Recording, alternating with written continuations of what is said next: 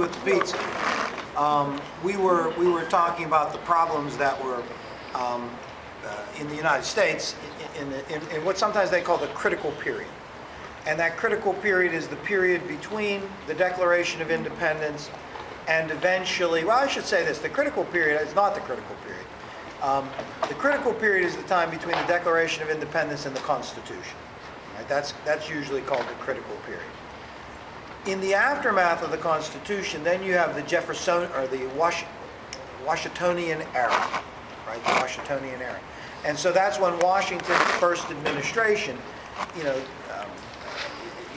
Washington is inaugurated, the first Congress takes its seat, and we said that one of the problems the nation faced was that of debt, and the question was, what do we do?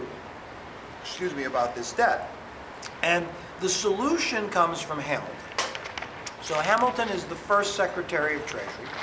And as the first Secretary of Treasury, he's kind of given the responsibility by Congress of proposing a plan, right?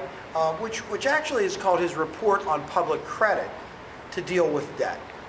So Hamilton actually presents three reports to Congress: the Report on Public Credit, the Report on a National Bank, and the Report on Manufacturing.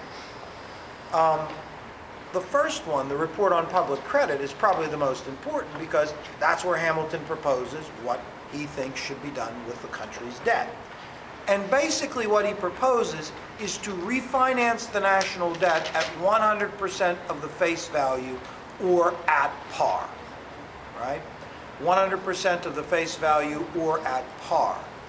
Further, he proposed that the national government should, and this is term 14, assume all of the state debt. Assume all of the state debt. So 100% of the debt should be refinanced at par, meaning that whatever is owed plus whatever back interest, plus the state's debts should be assumed by the national government. Now, we talked about the opposition to this, and the biggest opposition to Hamilton's plan was not sort of the fact that he was going to pay off the national debt or refinance the national debt.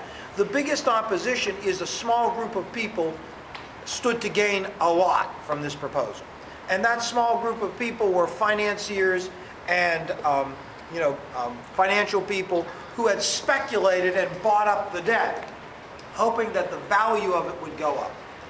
Now, I guess on some level, Madison and later Jefferson are going to oppose Hamilton's financial proposals. And on some level, it kind of that opposition between Hamilton and Jefferson and Madison becomes sort of the genesis of the two-party system. Ultimately, the supporters of Hamilton and his financial proposals to remedy the problems that were besieging the country at the time called themselves Federalists. The people who opposed Hamilton's financial proposals called themselves Republicans. Now, underneath the sort of differences between these groups is that the Republicans tended to be more connected to the land. They tended to be more agrarian. They tended to be more suspicious of things like banks and financial transactions. And so, from the very beginning, they don't like it. They don't like assumption. They don't like, funding at par, because it seems like somebody's getting something and not doing any work to get it. And Jefferson and Madison and the other plantation owners that sort of opposed this, the Virginians that opposed this, saw wealth in the terms of land and slaves and crops. And the financiers and the merchants saw wealth in terms of trade. And so you can start to see sort of a difference here between the Republicans and the Federalists, and it begins to emerge over the proposal for assumption. And it also, emerges over the issue of debt, or of a national bank. And we talked a little bit about that when we reviewed after school on Thursday. throughout Washington's administration. So, okay, Hamilton has this financial proposal, and this financial proposal, to deal with debt, he has a proposal about a national bank that stirs controversy. He has proposals about taxes and tariffs. Eventually, he leads the faction called the Federalists that want to empower the size of the national government and ensure order and stability. Madison and later Jefferson lead a faction that are suspicious of this, and they begin to become known as the Republicans. They want to ensure that a powerful national government doesn't trample on their liberties, right? And so this distinction, these parties that form at this time period are loose factions, and they argue with one another, and they are critical of one another. And eventually, the infighting and the criticism between these factions is enough for George Washington. George Washington never really saw himself as supporting one side or the other. I mean, he never really saw himself as being a Federalist, although we consider him to be a Federalist.